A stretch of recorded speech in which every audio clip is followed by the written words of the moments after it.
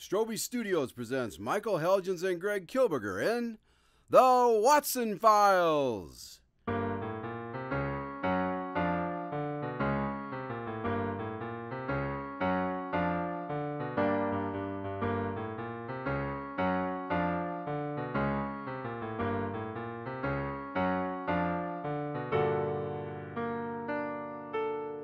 Coming to you from the ever-impressive Strobe Studios in the heart of America, this is Craig Dahlen.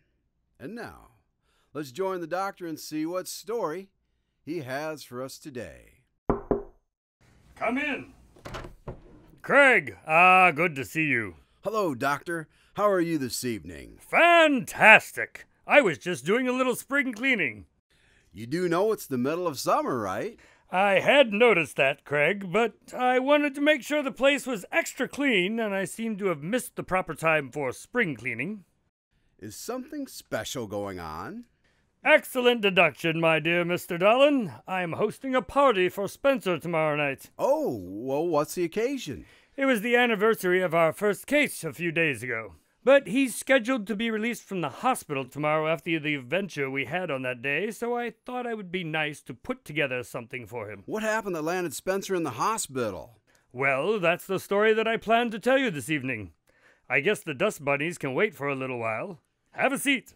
Don't mind if I do. Now, let me see. Yes. Since it was the anniversary last Tuesday, Holmes and I decided that we would take in a show. Oh, what did you see? It was a bizarre production called Sherlock's Last Case. I can tell you that I didn't care for it very much. It painted my grandfather in a very peculiar light. And I suppose it made Spencer's grandfather out to be the hero. Sort of. But when it was over, I noticed that Spencer was in a rather withdrawn mood. Because of the play? That's what I thought. So I asked him, and what he told me left me feeling a little chilled, even though it was a rather warm summer evening. Holmes, what's troubling you? Oh, I'm sure it's nothing, Watson. It can't be the play. I mean, I know it was a little strange, but... I did find the performance to be rather unnerving, but, well, just promise me one thing, Watson. What's that? If you ever decide to kill me, make sure that you do it in a slightly less painful manner than an acid inhalant. I think I can do that for you. Thank you. But it still seems like something is bothering you. It seems, my dear doctor, that you have some deep intuition into my moods. You only talk like that when you're brooding about something. Perhaps. So what is it already? All right, very well, if you insist.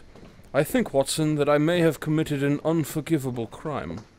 What do you mean, you think? Well, I was sitting at home the other night, enjoying a rather large snifter of brandy, when there came a knock at my door. And who was it? Watson, this is not one of those stories that you and Mr. Dahlen share. I will relay all of these details without further question. Right. Sorry, please continue. I opened the door and found a rather disheveled young man. The poor blighter had been out all night searching for his wife, and having had no success, he turned to me for assistance. If you can find a missing cat, a misplaced woman should be no trouble. Yes, that is the idea, I think. As it turns out, I knew exactly where to find the man's wife as a result of a case that I had only just concluded earlier that afternoon. Which case was that? A man must be allowed some secrets, Watson. I'm afraid that particular adventure is just a little above your pay grade for the time being. Fine. So, what happened when you told the man where his wife was? Upon learning that she was in the bedchamber of another man, he flew into a jealous rage and swore to end her life. I tried to stop him from leaving, but he got the jump on me, and our tussle left me unconscious. That's not really much of an unforgivable crime. You couldn't have known that he would murder the woman. Who said anything about him murdering the woman? Well, I just assumed. Well, that's usually the sort of thing that you get mixed up in. There is more to the point of the matter. What? I'm afraid that I murdered the woman. When I came to, I was sitting in the armchair in my flat, drenched in blood, holding an axe and looking down into the woman's eyes where her head rested in my lap. What happened then? Well, I tried to find the rest of her, but apparently I did not think to bring the larger portion of her with me. You have to be pulling my leg. I'm afraid not. Well, Did you call Officer Weathers? No, I had only just enough time to change clothes and prepare for your arrival. So that's why you were waiting for me on the front steps? But why are we here and not trying to figure out who actually killed the girl? You were so excited about taking me out that I didn't want to disappoint. And the play seemed fitting since this may well be our last adventure together before I find myself back in the brig. But you don't think that you actually killed her? I had the weapon and her head, Watson, but there may be some evidence to help relieve me as a suspect.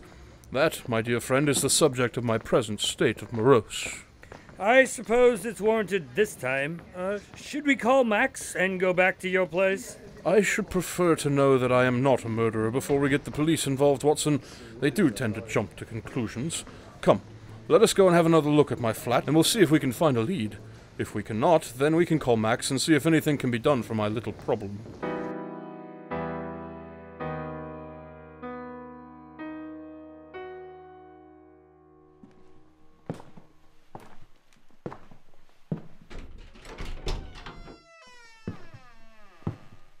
That is an awful lot of blood.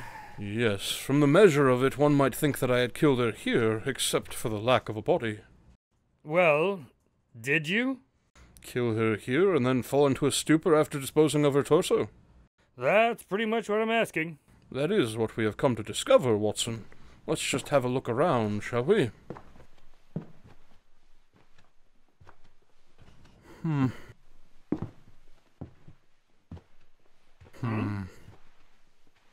Found anything yet? These things take time. And yet I seem to have spoken too soon. What is it, Holmes? I'm afraid I've just made a little more trouble for myself. Come, Watson, I think it's time that I turn myself in.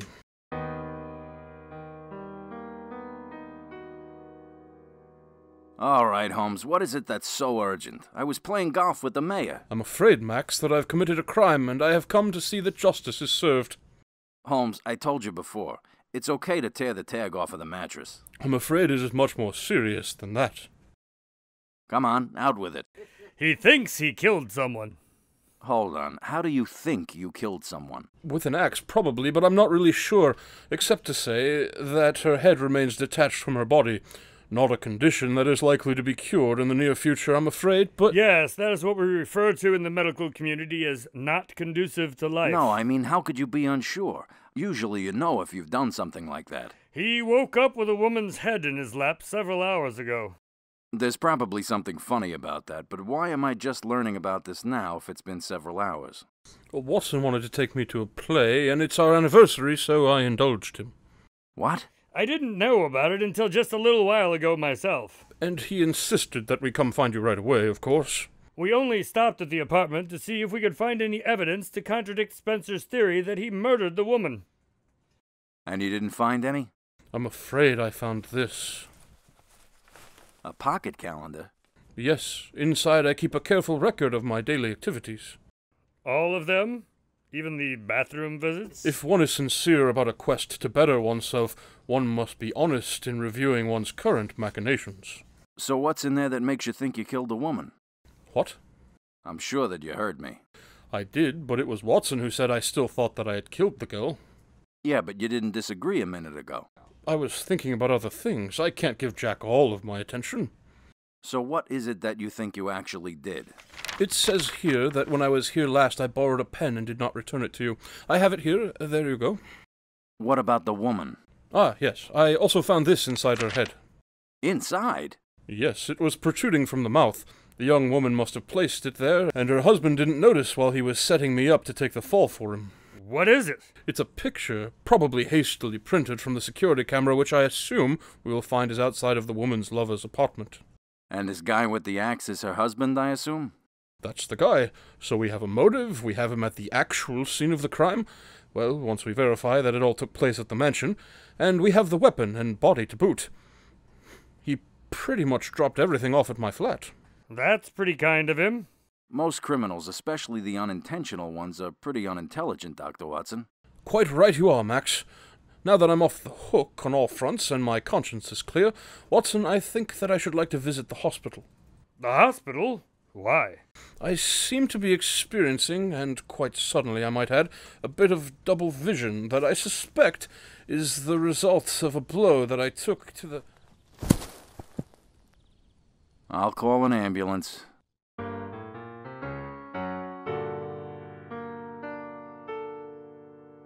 So Holmes didn't murder the woman after all. No, I'm not really sure that he ever believed that he did, but you can ask him yourself in a moment if you'd like. If you're about to have a party where both you and Holmes are going to be present, I think I should really be going. Come now, Craig. I'm sure that you can attend a few parties without some terrible thing happening. Well, if it's just the same to you, I have some other matters that I should really see to. If you like, but you should stop by later if you can. I'm sure Holmes wouldn't mind seeing you. I'll see what I can do, but before I go, next week are we going to finally hear about the cannibals? Indeed we will. Excellent. Well, we'll see you next week, Doc. Unless you stop by later tonight. All right, yeah. So, well, good night. Tonight's Watson Files adventure was written by Michael Helgens and directed by Scott Strosahl. Spencer Holmes and Dr. Watson were played by Michael Helgens and Greg Kilberger. Additional voices were provided by Steve Rimpici. Until next week, this is Craig Dahlen saying good night from Strobe Studios.